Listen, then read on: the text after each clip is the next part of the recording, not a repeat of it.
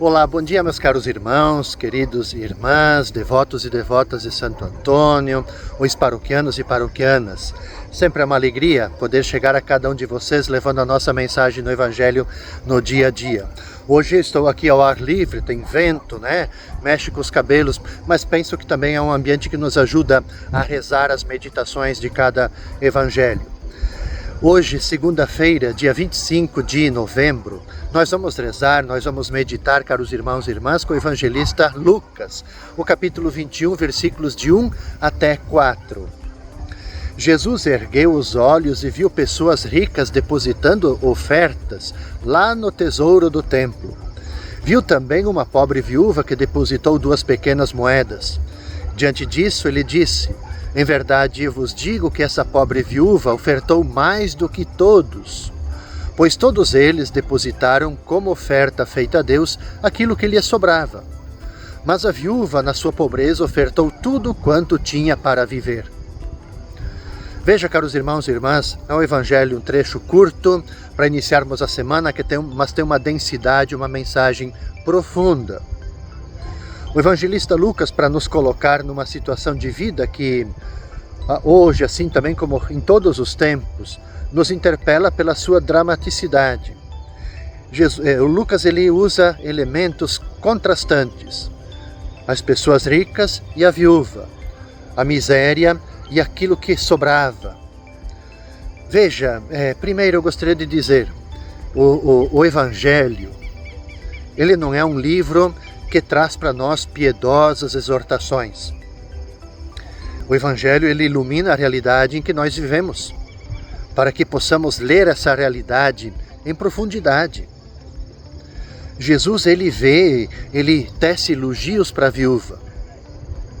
Ele vê e não pode deixar também de julgar o gesto daquelas pessoas ricas.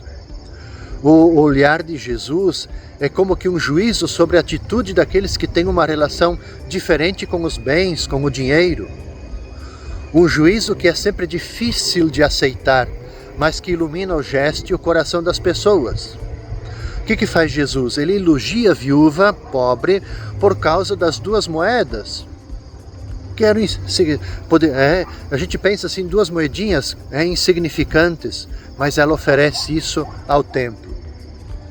Também aqui é importante a gente destacar que há um forte contraste nas palavras de Jesus. 2 moedas, são 2 moedas, mas Jesus considera essas moedas mais preciosas do que as ofertas das pessoas ricas. O gesto desta mulher lembra, lá no Evangelho também fala daquela mulher anônima, que lá na véspera da paixão de Jesus, ela vai lá e perfuma os pés dele, a cabeça, com um óleo precioso, um óleo que era muito caro. Então é um gesto bonito que agrada a Jesus mais do que qualquer outro. O pouco da pobre viúva é tudo aos olhos de Deus, enquanto o muito daquelas pessoas ricas que se fala no Evangelho é simplesmente o supérfluo. Eles dão daquilo que lhes sobrava, nada sai do coração. Também aqui nós encontramos um juízo bastante claro. Deus ele aprecia mais o valor qualitativo do que o valor quantitativo dos nossos gestos. Só Ele vê o nosso coração e nos conhece profundamente. Aqui também a gente pode tecer esse Evangelho no âmbito das nossas relações. A gente nas nossas relações de amizade, nós não podemos dar só daquilo que nos sobra. Dar só aquilo que está sobrando do nosso tempo. Não, a gente precisa dar, assim, do nosso precioso tempo. Dar de nós, não dar daquilo que nos sobra. Aqui é um convite claro para a gente sair do nosso egoísmo, do nosso fechamento, do nosso isolamento e dar de nós. Dar do pouco que nós temos. O pouco que nós temos para outra pessoa é muito. Isso vale também, caros irmãos e irmãs, para a nossa vida de comunidade, quando a gente fala de colaborar com a vida de comunidade, com a sua manutenção na comunidade. Nós não devemos dar só daquilo que nos sobra. A gente precisa dar, de fato, daquilo que é verdadeiro, que brota dentro de nós. Na terça-feira, meus caros irmãos e irmãs, no dia 26 de novembro, a gente vai rezar, a gente vai meditar com o evangelista Lucas, o capítulo 21, versículos de 5 até 11. Algumas pessoas comentavam a respeito do templo, que era enfeitado com belas pedras e com ofertas votivas. Jesus disse: "Vós admirais essas coisas? Dias virão em que não ficará pedra sobre pedra, tudo será destruído." Mas eles perguntaram: "Mestre, quando é que vai acontecer isso? Qual vai ser o sinal de que essas coisas estão para acontecer?" E Jesus responde: "Cuidado, para não ser desenganados, porque muitos virão em meu nome, dizendo, sou eu. E ainda, o tempo está próximo, não sigais essa gente. Quando ouvirdes falar de guerras, de revoluções, não fiqueis apavorados. É preciso que essas coisas aconteçam primeiro, mas não será logo o fim." E Jesus continuou: "Um povo se levantará contra outro povo, um país atacará outro país, haverá grandes terremotos, fomes, pestes em muitos lugares. Acontecerão coisas pavorosas e grandes sinais serão vistos no céu."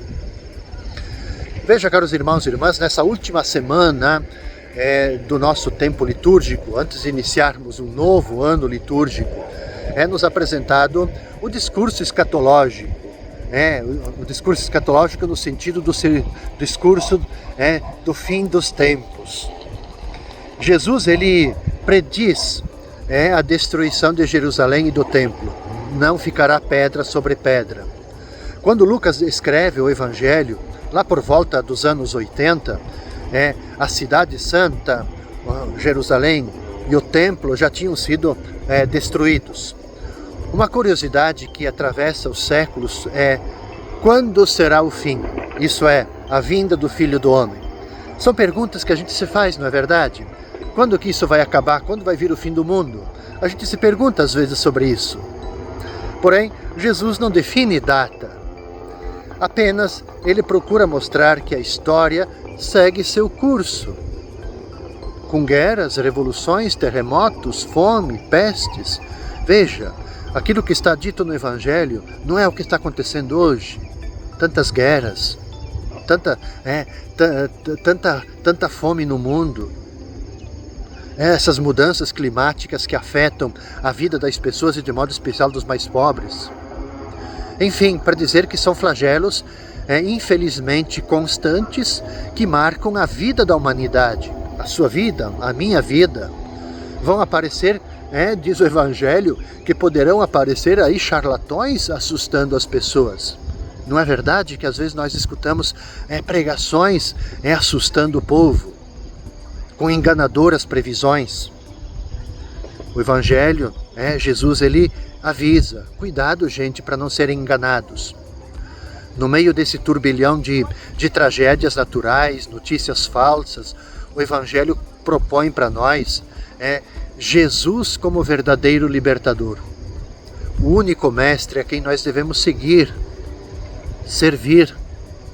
Por isso, caros irmãos e irmãs, o mais importante é a gente ser capaz de acolher o ensinamento de Jesus, de a gente se deixar guiar por esse ensinamento precioso, aguardando sim a sua vinda.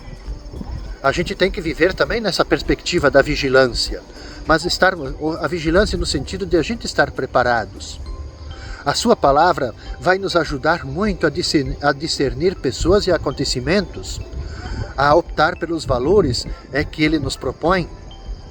Veja, tem muita gente hoje que anuncia a proximidade do fim do mundo, de certa maneira para nos aterrorizar, colocar medo em nós, e nos oferece caminhos de salvação.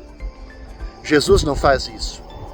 Mesmo quando ele fala do fim do mundo, do fim dos tempos, Jesus ele sempre procura iluminar a gente e de nos confortar e de levar também a gente à esperança e não ao medo, não ao desespero.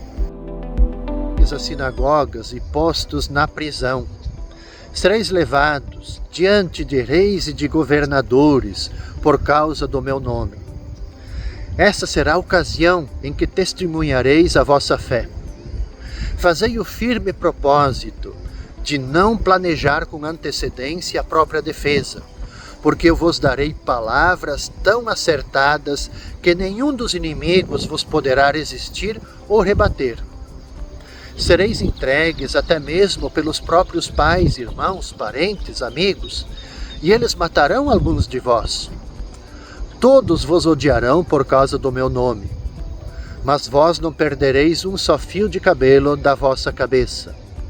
É permanecendo firmes que ireis ganhar a vida eterna. É permanecendo firmes que ireis ganhar a vida eterna. Essa é a grande palavra de esperança que Jesus nos deixa. Nós estamos, essa semana praticamente, a escuta nossa, a meditação nossa do discurso escatológico de Jesus, onde que é delineado então ali o futuro dos que creem, das comunidades cristãs de todos os tempos.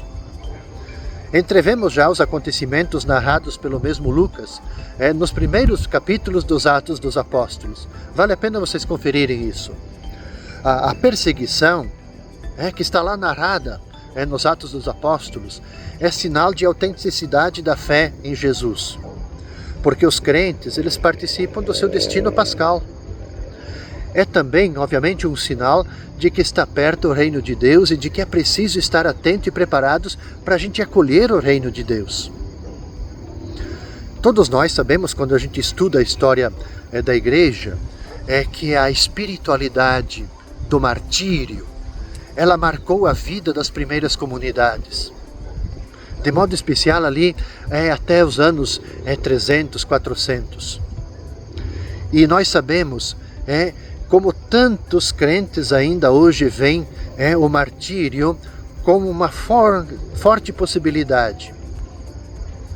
Na história recente da nossa igreja, também tivemos pessoas, a igreja marcada pelo martírio. Pessoas que morreram defendendo a fé, defendendo o Evangelho. Por isso, derramar o sangue por Cristo foi e continua a ser para muitos cristãos uma possibilidade para dar testemunho. Testemunho de Jesus, testemunho do Evangelho. O dom da fé, ele implica necessariamente a missão. E Jesus, ele indica o método e também o estilo da missão. O testemunho dos apóstolos, dos discípulos, para ser eficaz, deve ser sempre com o estilo pascal do testemunho de Jesus. Ou seja, o estilo pascal o que é? O nosso testemunho tem que ser da ressurreição. Ou, em outras palavras, o nosso testemunho sempre tem que apontar para a esperança. Nós não podemos ser profetas da desgraça, que anunciam o medo, que anunciam o fim. Não, o estilo pascal, a espiritualidade pascal, mesmo diante das dificuldades, de cenários, de guerras, de catástrofes, tem que apontar para a esperança. É permanecendo firmes que nós vamos alcançar a vida eterna. Aqui está o que Jesus quer dizer para nós. Então, e o final do Evangelho, aliás, é belíssimo também. Jesus vai dizer assim, olha gente, não é preciso preparar a própria defesa.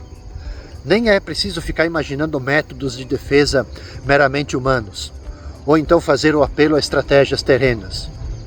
O que é preciso, gente, é viver a fé de maneira simples. Viver de uma fé pura. De nós sermos capazes de nos entregarmos à força e à graça de Deus. De nós sermos capazes, no nosso cotidiano, mesmo diante de dificuldades, a gente ser capaz de confiar na providência divina. Cristo, ele não vai deixar faltar a eloquência, a coragem para a gente. Então, a perseverança, vamos guardar isso. Se nós pudéssemos fazer uma síntese de todo o ensinamento de Jesus, perseverança. Esse tem que ser o nosso grande distintivo como cristãos, como discípulos, missionários de Jesus. Perseverança. Aquele que é perseverante, ele é também capaz de apontar sinais de esperança, quem sabe num mundo permeado, rodeado de tantos sinais de desesperança. Com essa meditação, caros irmãos e irmãs, eu concluo as reflexões desta primeira parte, desta última semana do calendário litúrgico. A gente vai se encontrar novamente neste mesmo horário na quinta-feira. Eu desejo para você, desejo para sua família, um bom início de semana, sempre invocando as bênçãos, invocando a proteção, os cuidados de Santo Antônio. Paz e bem para cada um de vocês.